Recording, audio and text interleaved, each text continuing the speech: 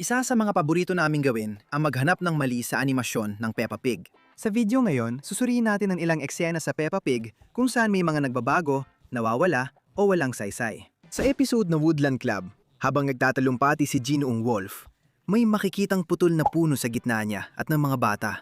Ilang sandali ilang, nawala agad ang punong putol. Sa episode na The Ambulance, dumating si Dr. Brown Bear sa playgroup para turuan ng mga bata maggamot ng may sakit.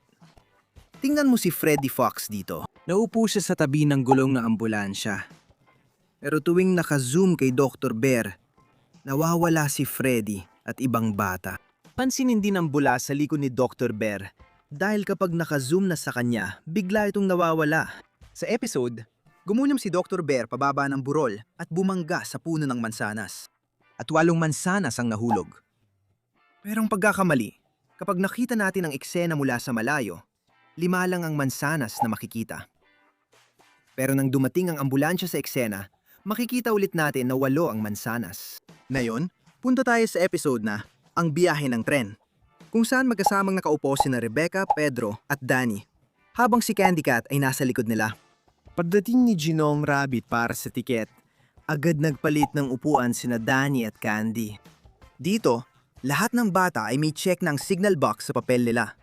Ang problema, hindi pa nila nakikita ang signal box. Nang makita ito ni Peppa, ipinakita ulit sa atin ang activity sheet nila. Pero ang pagkakamali, hindi naka-check ang signal box. Pero ilang eksena lang ang nakalipas, naka-check na ang signal box nila. Sa episode na Mr. Bull Digs Up the River, makikitang may gear stick sa bangka ni Lolo Pig nang sumakay siya. Pero ilang sandali lang, nang maharangan ng bangka ni Ginoong Bull ang bangka niya, biglang nawala ang gear stick. At kung titingnan din natin ang bangka ni Ginoong Bull, makikita natin ang isang control lever. Pero kalaunan sa episode, nang dumating ang bangka ng pulis, nawala rin ang lever.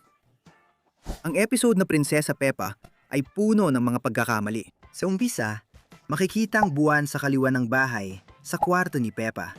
Pero pagpasok natin sa kwarto ni Peppa, makikita natin na ang buwan ay makikita mula sa kanang bahagi ng bintana. Kanina, balino nating makita ang buwan sa kaliwa ng bahay, hindi sa kanan. Nang pumasok si Lola Pig sa kwarto ni Peppa, kita rin ang buwan sa kaliwang bahagi ng bintana. Pagkatapak niya sa laruan na pato, nasa kanan na ng bintana ang buwan.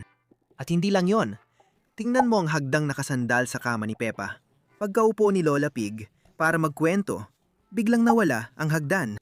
Sa huli, pagpasok ni Mommy Pig sa kwarto, makikita ang 3 drawing sa dingding.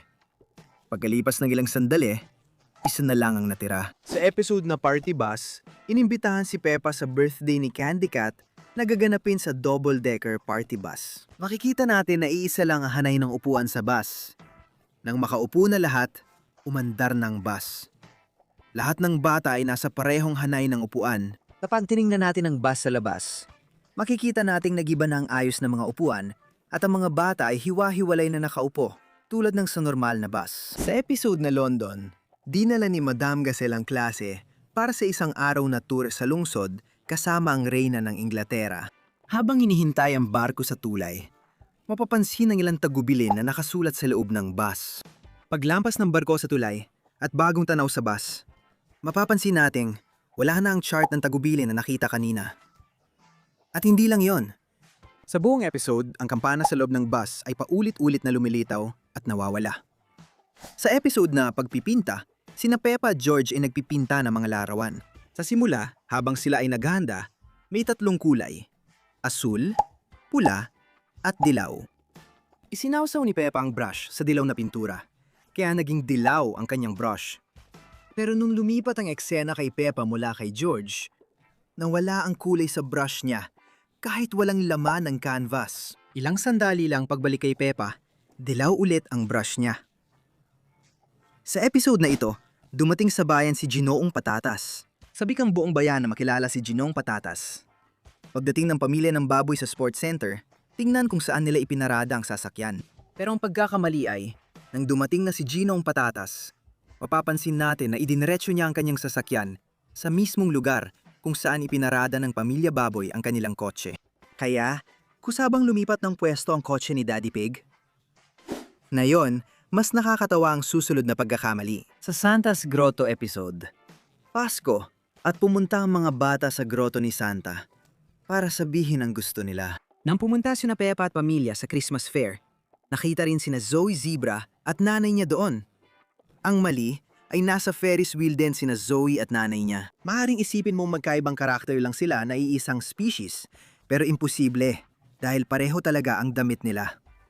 Paano nangyari yon? Sa episode ng Palengke, nagpunta sina Peppa at pamilya sa palengke para mamili. Pagkatapos bumili ng mansanas, bumisita sila sa pwesto ni Miss Cow. Makikita mo may dalang basket ng mansanas si Daddy Pig at nasa likod niya si Mommy Pig. Ang problema na matumba si Daddy Pig dahil sa amoy ng keso, biglang nawala si Mommy Pig at ang basket. At hindi lang yan. Ilang sandali lang, nang pumunta ang pamilya ng baboy sa stall ni Ginoong Fox, ipinakita niya sa kanila ang iba't ibang bagay. Una, ipinakita niya ang isang kahoy na mansanas. At pagkatapos noon, ipinakita niya ang plastic na keso.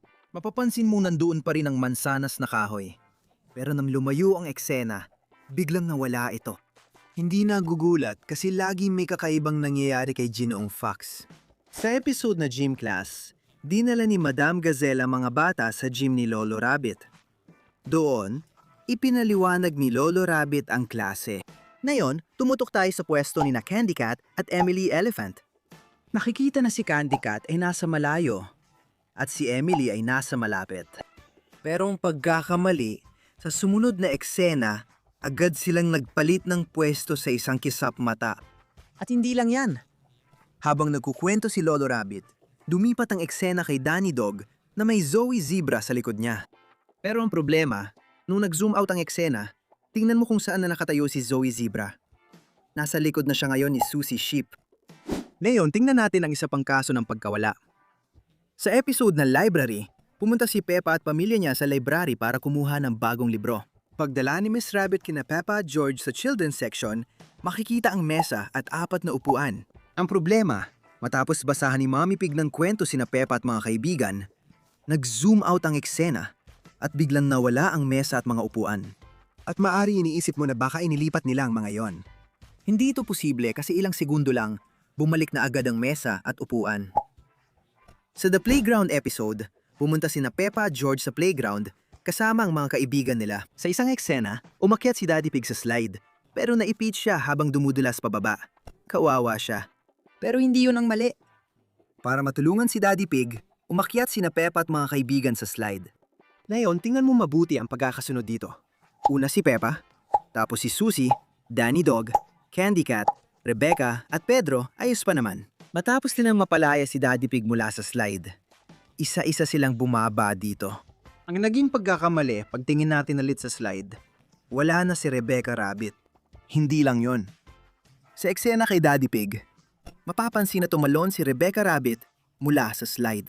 Pero ang problema, kanina nakaupo siya sa likod ni Candy Cat. Pero dito, tumalon siya bago siya. Paano nangyari yon?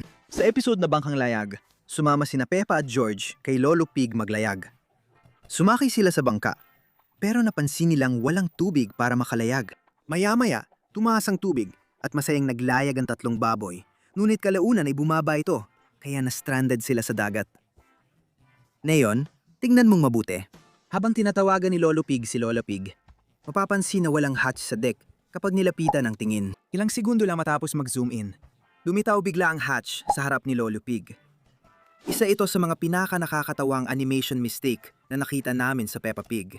Kung nagustuhan mang video, i-like at sabihin sa comments kung anong pagkakamali ang una mong nakita. Kita tayo sa susunod na video.